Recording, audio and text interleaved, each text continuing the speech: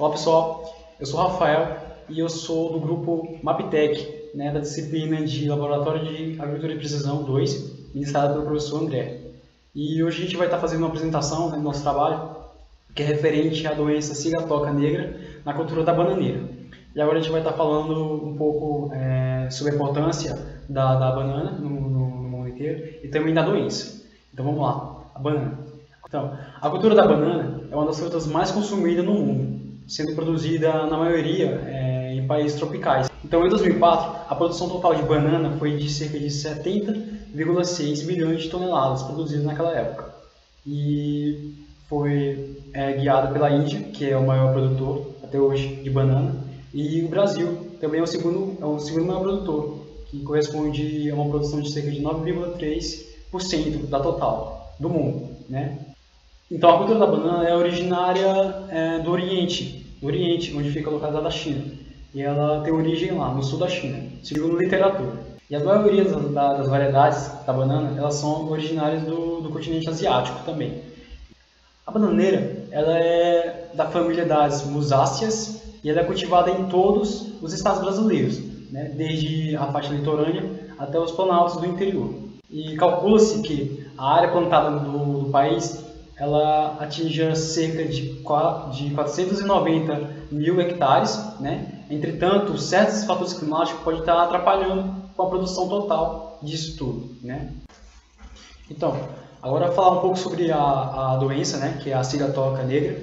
Então, ela é causada por um fungo chamado Mycosphaerella filensis, Ela foi constatada primeiramente no Brasil por volta de 1998, que foram pelos estados do Pará, dos estados do norte, Pará, Rondônia, Acre e alguns outros também, como Mato Grosso. Ela é uma doença de extrema importância e ela é causada principalmente nessa planta, na bananeira, Então tem que ter muito cuidado com ela, porque ela vai estar fazendo com que a planta não consiga fazer fotossíntese, porque ela vai deixar a planta a folha da planta com aspecto de seca, como se estivesse morta. Esse é um dos sintomas dela, que acaba deixando a planta bem seca, como se estivesse morta e não recebe a fotossíntese, não faz a fotossíntese e acaba morrendo a planta.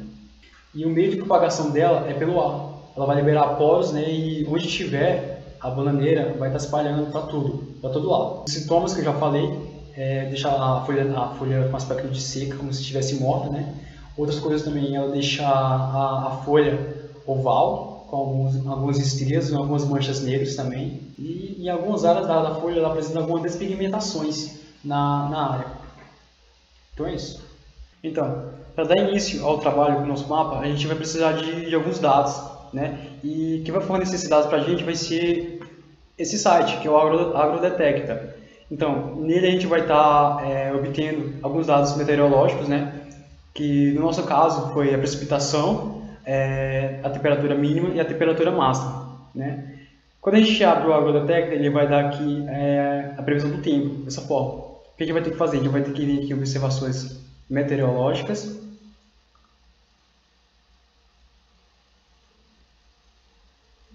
E a gente vai clicar nesse ícone e clicar em estações. Como já está aqui, a gente pode estar desmarcando áreas monitoradas, para deixar só estações. Então, a gente pegou os dados referentes à região de São Paulo. Então, a gente vai aproximar aqui o estado de São Paulo. E a gente vê que de cara tem essas 4 estações aqui. Então, para obter nossos dados, você clica aqui nessa estação e você escolhe o tipo de dado, ou seja, se ele vai ser horário ou diário. No caso, a gente vai clicar em diário, e a gente vai escolher uma data aqui. A data que a gente escolheu para todo o processamento no único dia foi 18 de maio de 2018. Então, a gente pegou essa data e para baixar os dados você só vai clicar aqui, simplesmente. Então, quando você fazer o download desses dados, você vai baixar uma planilha do Excel e com esses dados aqui, Então, a nossa estação foi aqui em Pompeia, na Fundação Shuji Nishimura. Então, os dados que a gente necessita que serão baixados nessa planilha serão as coordenadas lat e long e também a precipitação em milímetros, que no artigo ele utiliza disso para estar fazendo a equação. Então, a precipitação também a gente vai necessitar da nossa temperatura mínima e também da temperatura máxima. Esses serão os dados necessários para estar efetuando nossa equação, segundo o autor, que é o Hugo Bendini. E a gente vai estar deixando o link desse artigo na descrição do vídeo. Então a gente pegou os dados referentes a essas 4 estações aqui que vocês podem ver. A gente pegou da São Carlos, fazenda Embrapa, e desse Piraju, fazenda São João, e também do Campos Novos, Paulista. Esse aqui a gente já falou que foi o primeiro que a gente coletou. Então a gente coletou os dados de todas as estações, né, e todos referentes àquele dia, que foi dia 18/5 de 2018. Tá? E deles todos a gente pegou os dados, que foram latitude e longitude, como eu já falei, e os dados de precipitação, temperatura máxima daquele momento e temperaturas mínimas. Tá? Depois de feito tudo isso, você baixou, então você vai ter que fazer o seguinte. Vamos aqui. Então a equação que a gente utilizou foi essa que está aparecendo aí no vídeo. E ela se deu da seguinte forma. Vamos mostrar aqui, por exemplo, o cálculo que a gente fez, que é para o estado de evolução da doença naquele momento. Vamos clicar aqui só para mostrar como que a gente fez. Então, esse dado ele forneceu lá no artigo. Digamos que é um dado padrão para determinar nessa equação o estado de evolução da doença, né? No caso da sigla DOCA que a gente está fazendo. Então, como a gente pode perceber, a gente tem alguns dados que a gente encontra no artigo, que ele mesmo forneceu. Então, temos o menos 1265, que ele dá no artigo, e ele é essencial para estar fazendo esse cálculo. Temos esse aqui, que é referente à precipitação, né?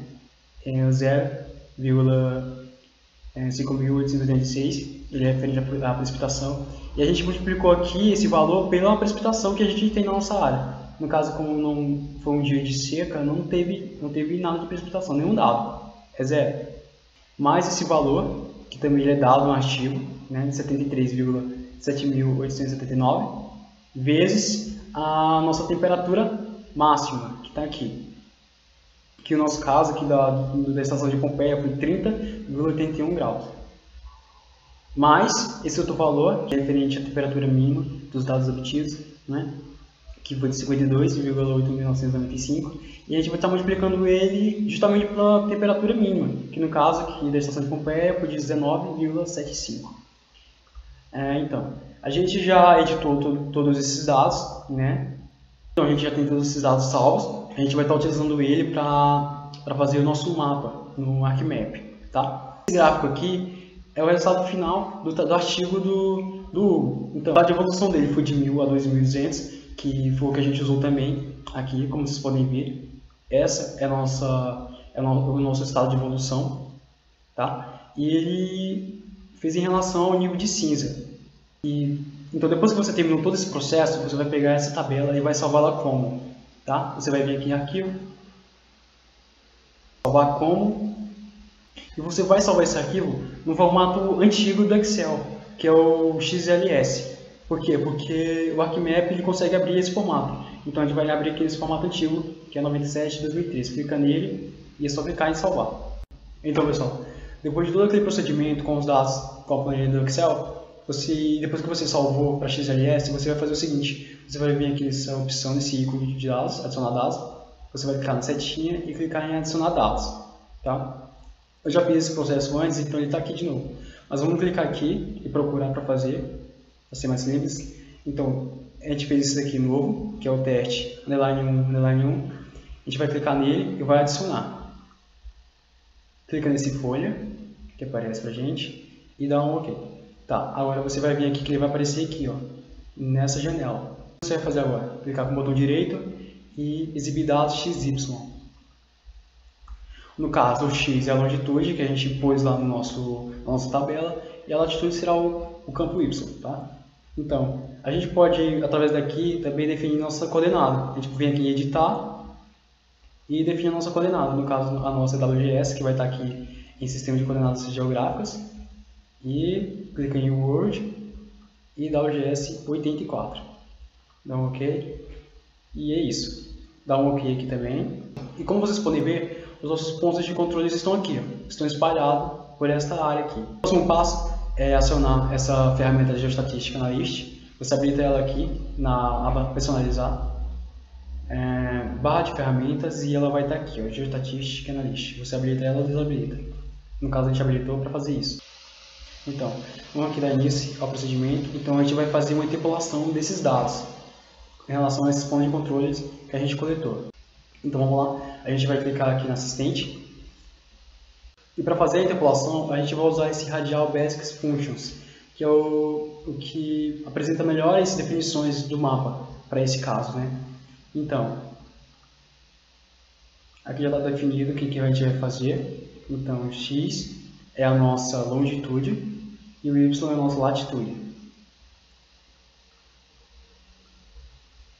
Esse aqui, o Data Field, vai ser o nosso resultado final, que no caso é o estado de evolução da doença. A gente vai clicar em avançar, avançar mais uma vez e finaliza. Então está aqui a nossa interpolação de dados. Como vocês podem ver, os pontos no quais a gente encontrou, eles estão aqui saindo para fora da nossa interpolação.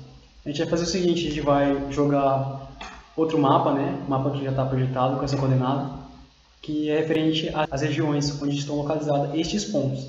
Então vamos vir aqui em catálogo e vamos jogar essa meso-regiões project, tá? Vamos jogar aqui que ela já está projetada para essas coordenadas que a gente já fez, que é da WGS 84. Tá. Então esse mapa está aqui. O procedimento é o seguinte, a gente vai aqui na área de controle, em Radial Basic Functions, você vai clicar no botão direito, vai clicar em propriedades e depois em extensão. O que você vai fazer? Você vai clicar aqui e vai procurar a extensão retangular de MesoProj, que a gente usou isso aqui no caso. Clica aqui e aplica. Vocês podem ver, a nossa interpolação ela sobrepôs a mesorregiões e é esse o princípio. Então, um próximo processo que a gente vai fazer em relação ao nosso mapa é exportar essa interpolação para raster. Então a gente vai vir aqui e clicar com o botão direito, esse radial. Então vamos aqui dados e exportar para raster. Então nossa camada de entrada vai ser a nossa interpolação. Essa classe de saída eles vão chamar de raster evolução. A gente dá um salvar e clica em OK.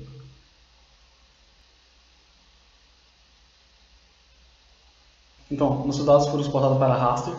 E o próximo passo que a gente vai fazer é fazer uma espécie de corte, que é usando o extrair por máscara, né? A gente vai fazer o seguinte, vai colar a mesorregião que a gente tem aqui projetada em cima do nosso raster, tá? Que é para ficar mais fácil de entender o mapa. Então a gente vai vir aqui no Octobox, clicar em Spatial Analyst e clicar em extração. Você vai vir em extrair por máscara e clica aqui. A nossa classe de feição de entrada vai ser o raster evolução. E o que a gente quer cortar é o MesoProj, que são as nossas regiões.